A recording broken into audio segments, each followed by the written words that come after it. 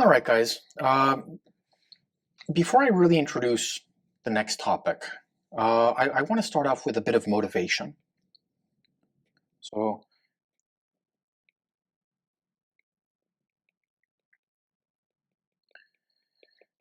suppose that we had the following circuit. So, the circuit itself, let's say, contains an independent voltage source providing us with 24 volts. This in turn is hooked up to a resistor there, independent current source providing us with 4 amps. Let's say there's another resistor here, and even a dependent source, let's say at the top here. And let's make this a current source.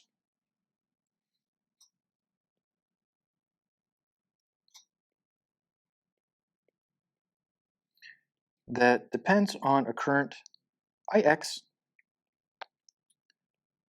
that's flowing down this way. This is an 8 ohm resistor, a 2 ohm resistor, and suppose that you actually had two terminals of interest here, A and B. Right? Now, one of the things that we're going to do is we're actually going to place the circuit inside a black box, like so, and make the observation that this network of independent sources, dependent sources, resistors, and everything, this is a linear network. Right? Now, one of the things that we can do is external to the terminals A and B here in our linear network. One of the things that we can do is we can actually place, let's say, a load resistor. And suppose that we made this a 1 ohm load resistor. One of the things that we can do is we can actually analyze the circuit and figure out what the voltage across the load resistor happens to be, how much current is flowing through the load resistor, as well as the amount of power that's being drawn from that linear network inside of that black box and delivered to the load resistor.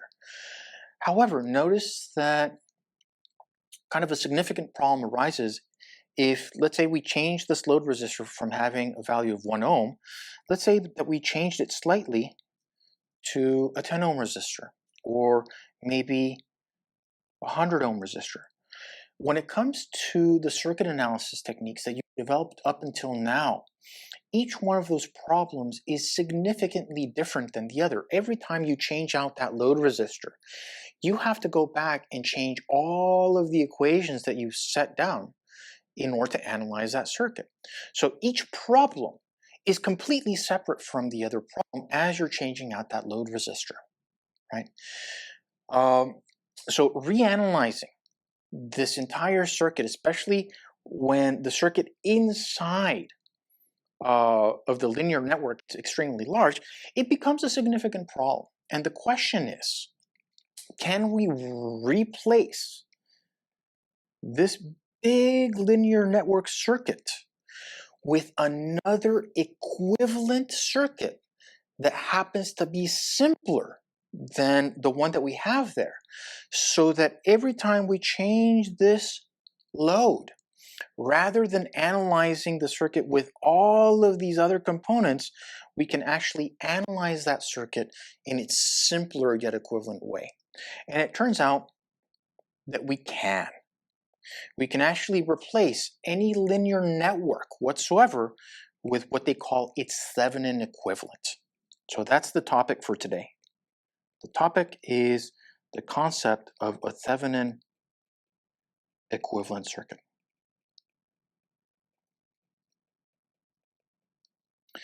Now, given any linear network, so here, if I happen to have a black box, and within this black box, I have components like resistors, voltage sources, current sources, independent, dependent. Later on, we can extend it to have capacitors and inductors and op amps and all sorts of stuff, all sorts of goodies. And so you can imagine that this linear network is an extremely complex array of multiple components. It turns out, due to the fact that this is a linear network, no matter how complicated it happens to be, what Thevenin's theorem tells us is that we can replace it with a single voltage source that happens to be in series with a single resistor. The value of the voltage source is what they call the Thevenin voltage, and the value of the resistor is what they call the Thevenin resistance. Right? Now really, truthfully, think about that. No matter how complicated this linear network is, I can replace it with one single voltage source in series with one single resistor. That's an extremely important simplification.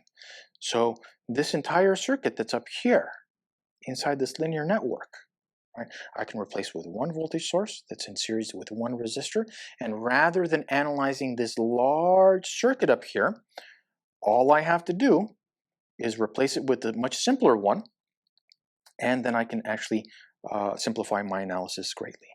So here, the goal,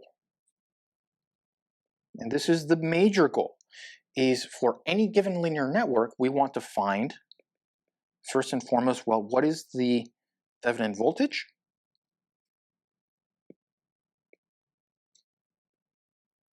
And we want to find what is the Thevenin resistance so that we can actually make those circuits equivalent circuits and do the replacement, make the replacement. Right? Now, there are multiple ways in which you can actually attack this problem. However, are two common circuits that we tend to look for because, again, remember, we have access to the given linear network.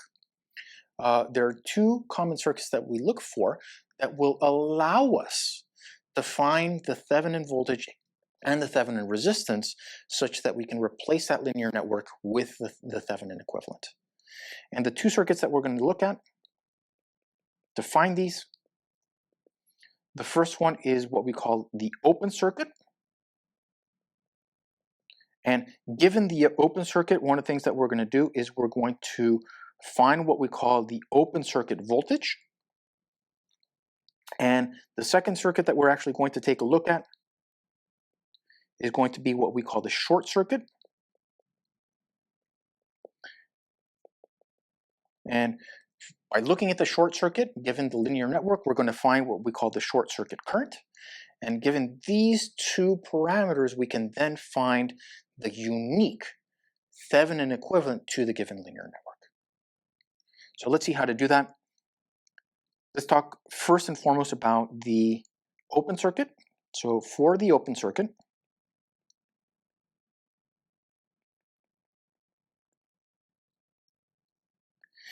again, remember the linear network and the Thevenin equivalent themselves are going to be equivalent. So here I have my linear network like this.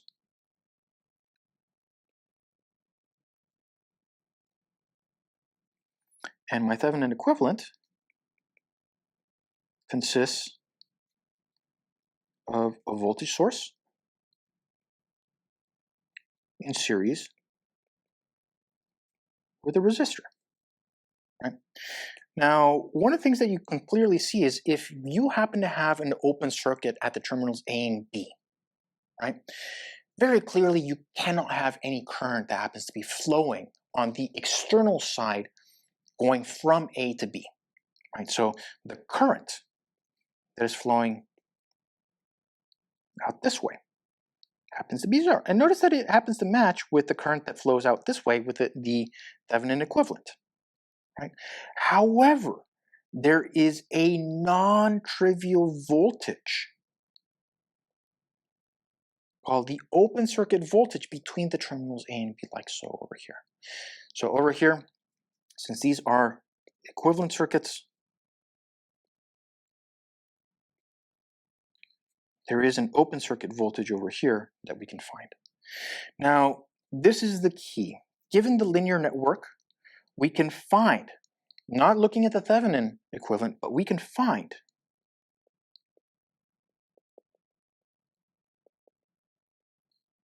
the open circuit voltage from the linear network.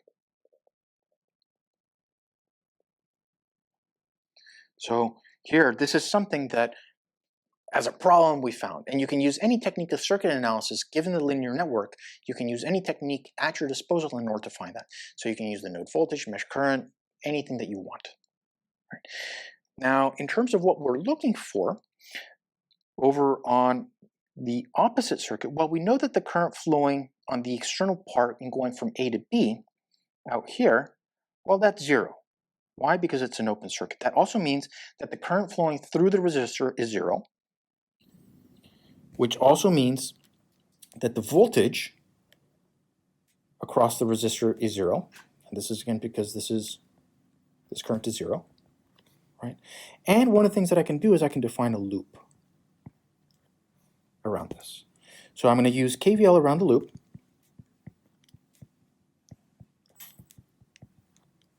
So I'm going to add up the voltages around this loop, and they must add up to 0.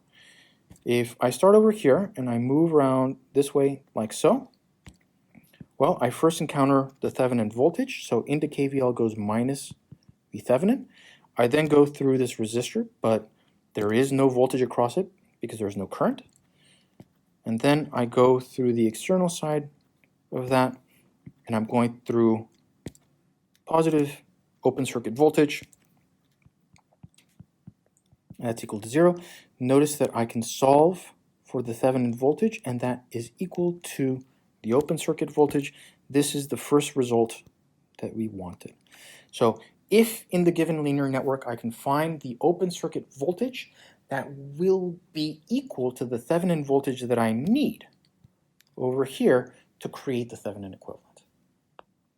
We then are going to look at the short circuit. So here we're going to take a look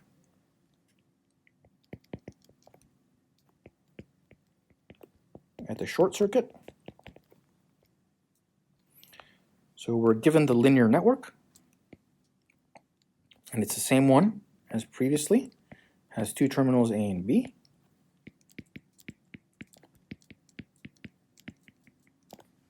Now, for the Thevenin equivalent, we do have our voltage source in series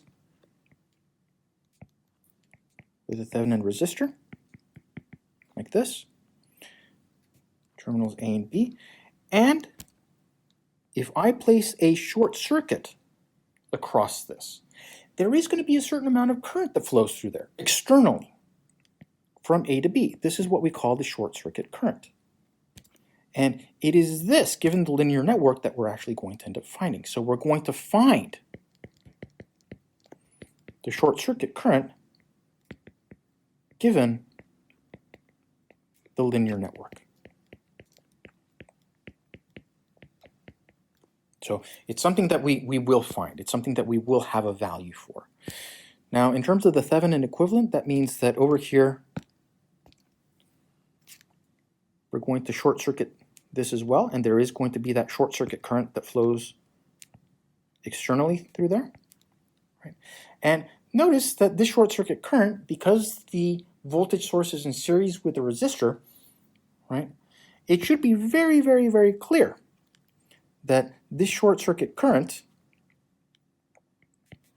is equal to the Thevenin voltage divided by the Thevenin resistance, just by Ohm's law, or that the Thevenin resistance,